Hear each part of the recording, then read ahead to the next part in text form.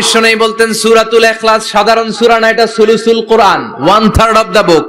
কোরআনের 3 ভাগের 1 ভাগ। কোরআন 30 পারা। এই সূরা একবার তেলাওয়াত করলে 10 পারার সওয়াব হয়ে যায়, 2 বারে পড়লে 20 পারার সওয়াব হয়ে যায়, 3 বারে পড়লে 30 পারার সওয়াব হয়ে যায়। পড়েন সুবহানাল্লাহ। 1/3 এই পুরো কিতাবের 1/3, 1/3 অফ দা বুক সুলুসুল কোরআন। একবার পড়লে 10 পারা, 2 বার পড়লে 20 পারা, 3 বার পড়লে 30 পারা।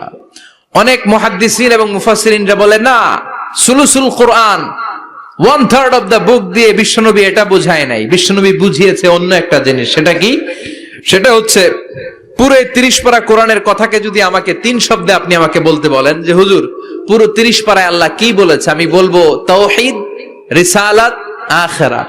এই 3টা কথা পুরো 30 পারা কোরআনের ভেতরে আল্লাহ তাআলা আমাদেরকে বলেছেন। তাই কোরআনের যে সূরারই তাফসীর আমি করি না কেন, সেখানে হয় তাওহীদ, নয় রিসালাত, নয় আখিরাতের কথা সেখানে আছে না নাই?